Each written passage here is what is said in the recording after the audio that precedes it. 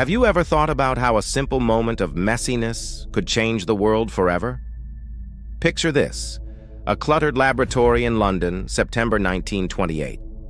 Petri dishes are stacked haphazardly, remnants of experiments left behind. This is the scene of one of history's greatest accidental discoveries, a moment that would redefine medicine and save countless lives. This is the story of Alexander Fleming and the birth of penicillin. Fleming, a bacteriologist, had just returned from a 2-week holiday. As he began the tedious task of cleaning up his workstation, he noticed something peculiar. One of his petri dishes, which had been cultivating Staphylococcus bacteria, was contaminated with a mold. But this wasn't just any contamination. Around the patch of bluish-green mold, there was a clear, bacteria-free zone. It was as if the mold had created an invisible shield, a no-go area for the deadly bacteria. Most scientists might have tossed the contaminated dish and moved on. But Fleming's curiosity was piqued. He saw not a failed experiment, but a fascinating puzzle. What was this mysterious mold? And what was its secret weapon? He carefully isolated the mold, identifying it as a rare strain of Penicillium notatum. He then began a series of meticulous experiments, cultivating the mold and extracting the juice it produced. He introduced this mold juice to various types of harmful bacteria. The results were astounding. The substance was incredibly effective at killing a wide range of bacteria responsible for diseases like pneumonia, meningitis, and diphtheria. Yet, it seemed harmless to human white blood cells. Fleming had stumbled upon the world's first natural antibiotic. He named it penicillin. Imagine the sheer excitement of that moment. In a world where a simple scratch could lead to a fatal infection, Fleming held a substance that could halt these invisible killers in their tracks. He published his findings in 1929, but the scientific community was slow to grasp the significance. The world wasn't quite ready for a miracle. Fleming's penicillin was difficult to produce in large quantities, unstable, and hard to purify. For over a decade, his groundbreaking discovery remained largely an academic curiosity, a footnote in a scientific journal. But the winds of change were blowing. As World War II engulfed the globe, the need for a powerful weapon against infection became desperately urgent. Soldiers were dying not just from their initial wounds, but from the rampant bacterial infections that followed.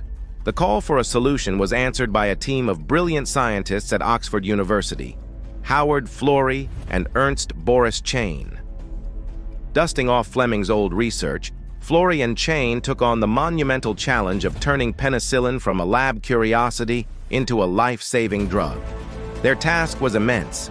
They needed to figure out how to mass-produce the unstable mold and purify it into a usable form. Their labs looked more like breweries filled with bedpans, milk churns, and any container they could find to grow the precious mold. The initial yields were tiny. It took thousands of liters of mold broth to produce enough penicillin to treat a single person. Their first human trial was on a police officer named Albert Alexander in 1941. After a small scratch from a rose thorn became infected, he was near death, his body covered in abscesses. They began administering their limited supply of penicillin. The results were miraculous. Within days, his fever dropped and the infection began to recede. He was recovering. But then, disaster struck. They ran out of penicillin. Despite their frantic efforts to recycle it from the patient's urine, it wasn't enough.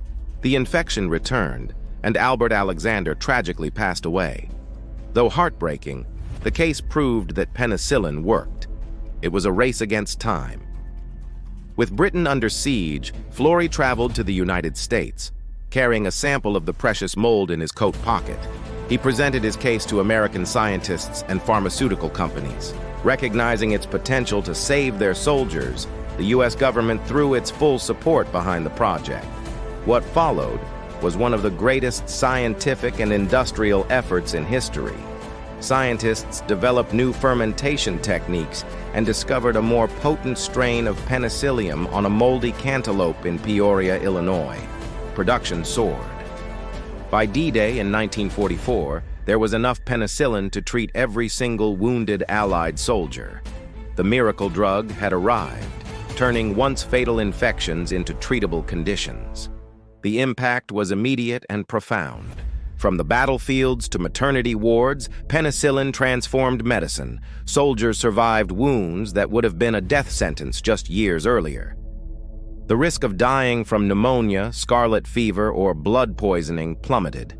It ushered in the age of antibiotics, paving the way for complex surgeries, organ transplants, and chemotherapy, all of which rely on the ability to control infection.